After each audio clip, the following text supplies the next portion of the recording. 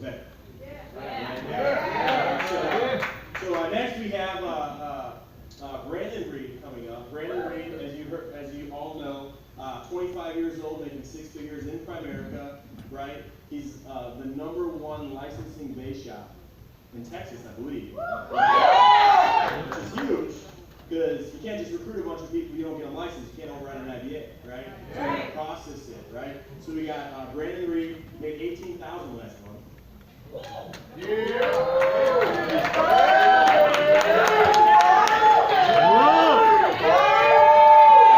also asked me to let you guys know that he's not sharing with you. But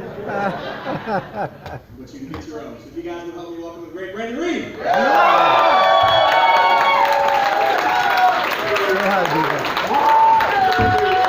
you Becky, let's just say hi.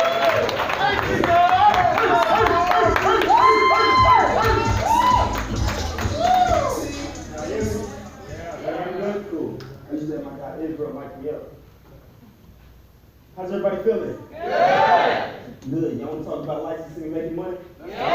Just like Justice said, we can't override IBAs. At first, when I first got into business, I didn't know that. I was 18 years old. I heard about recruiting, building distribution, so I was recruiting. I was getting, 10, 15 recruits, no licenses. I was doing about 20, 25, 30 recruits a month, 1,000 in premium. That's a big mistake right there. Because then I started saying, I got 30 recruits. I'm like, $100 this month? What's going on here? This Primerica thing don't work. My dad lied to me, right? So I started understanding it's so important to get people coding. So I'm trying to first off begin with, before you know how to, you got to know why, right?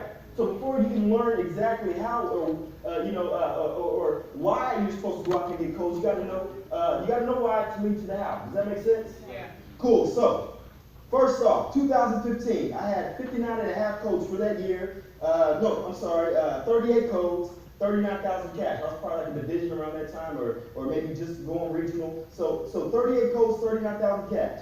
I started having an intense focus on codes because I understood one of the biggest measures in your business. A lot of times people say they're recruiting their premium, but you got to have the codes to back it up as well. So 2016, I started understanding that. I started having a major focus on getting more codes. I had 59 and a half and 70,000 cash. So now, year to date, this is just 6 months, 52 codes so far, averaging about 8 to 10 every single month. And then so far, this company's paid me $72,000 in cash just these 6 months.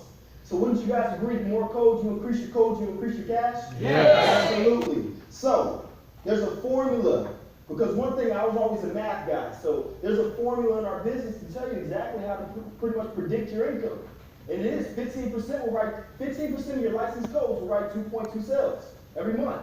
So once I heard that, I started realizing the way I increase my cash flow as far as just through overrides, I need more codes. Does that make sense? Yes. Right. Yeah. So now that I got that knocked out the way, let's talk about the business that we're in. Would you guys agree we're in what kind of business? The distribution business, right? Absolutely. We're not in the business of insurance. We're not in the business of investments. Some of you guys may be based on how your recruiting was last month, right? We're in the business of distribution. So before you guys can understand our business, you got to have the picture painted for you. You got to have what's called the builder's vision. Who in here knows what the builder's vision is?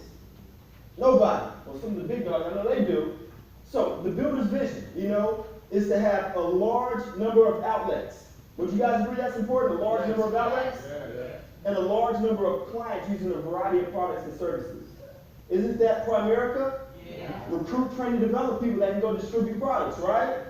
And so the masses, you see Primerica is in 3,000 homes a day.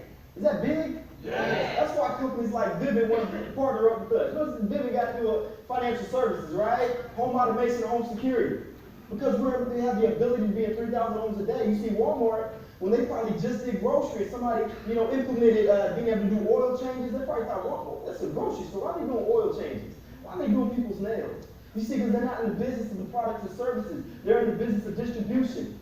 See, if insurance and investments went out today, all we got to do is draw a bunch of circles on a page and put something in them circles.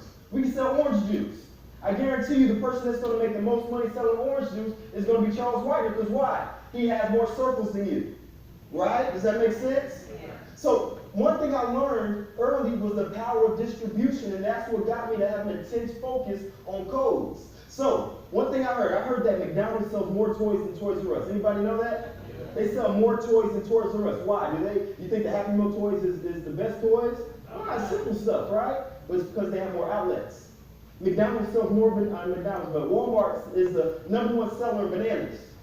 Do they got the best bananas? No. Bananas aren't bananas. I don't care where you buy it from. Sometimes Walmart is a little bit more brown or it's not even ripe yet, right? But yet they sell more bananas than anybody. Why? Because they have multiple outlets. So when are you guys going to go out there and build you multiple outlets? Now.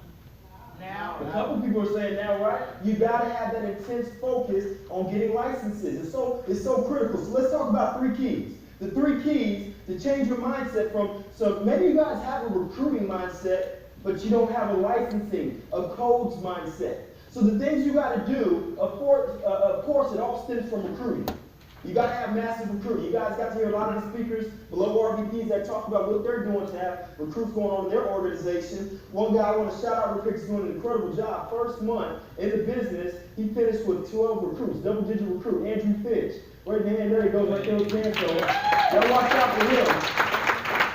Y'all keep an eye on that guy right there. But 3 things, the 3 keys that you got to remember when taking it from a recruiting mindset to a codes mindset, you got to set the expectations. You got to be able to go out there and set the expectations. Well, what do you mean, Brandon? You got to let people know you're coming to this thing to get licensed. You see, whenever I bring somebody in business, I say there's requirements in my business. There's requirements if you want to have success here. In your first 30 days, there's 3 things I need from you. I need you to pass the test, because that's one thing I can't do for you. I can't take a test for you. I need you to pass the test to get licensed. I need you to put me in front of people, and I need you to show up. You do those 3 things, you're going to have a great shot at winning here in Primerica. So that's me setting the expectations. But it's so important that you let people know you have to get licensed quickly. Get licensed quickly. So the next thing is create incentives and competition.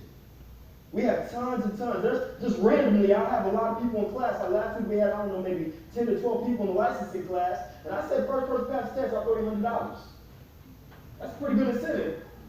And that being said, who will go out there and get that license quickly? There's not a lot of competitors in there. Somebody raise their hand. Who want to go out there and get that license quickly? Thank you. Still not a lot of hands. We need some competitors in here. Keep what's going on. We're recruiting like, I don't know what we've been recruiting lately. We need some people that can compete, like my dad said. So, we got to make sure you create incentives and recognition. Recognize people. You know, it's funny. Chris Pock is one of my division leaders. He got into business, didn't do anything, and we opened up our new office. And I said, Chris, you need to be the first one licensed in this new office. You'll be able to, you'll be able to be, a historic part of this. We just opened up a new state-of-the-art office. I want you to be the first person to get licensed. That's something that you can talk about years to come, right? So he was the first one to get licensed. And from that process, it got him more engaged, where his first month license, he made like $4,000 or $5,000. You see? And from that point on, became a future jersey winner, a trip winner, and moving to Australia. He'll be a vice president by the end of the year. So we're going to round of applause for him. That all stems from me throwing out incentives, right? So you got to make sure that you have incentives and competitions for to create a licensing surge. And then you got to understand the numbers. You got to understand if you recruit one person, that one person is probably not going to get licensed. One thing, anybody know why water freezes at 32 degrees? It just does. So why do you got a double-digit recruit? Because I get you 2 or 3 licenses. Why? It just does, right? So you have to understand that. Understand the numbers. Don't try to, beat the numbers, right? Don't try to beat the numbers. Just accept them. If you want to have more codes going on your base, get more recruits, right? So that third point, the last point, was understand the numbers and do massive recruiting. You've got to have massive recruiting going on if you want to create a licensing surge. Does that make sense? Yes. And also make sure you get them into the best instructor in the state of Texas, Natasha Reed. That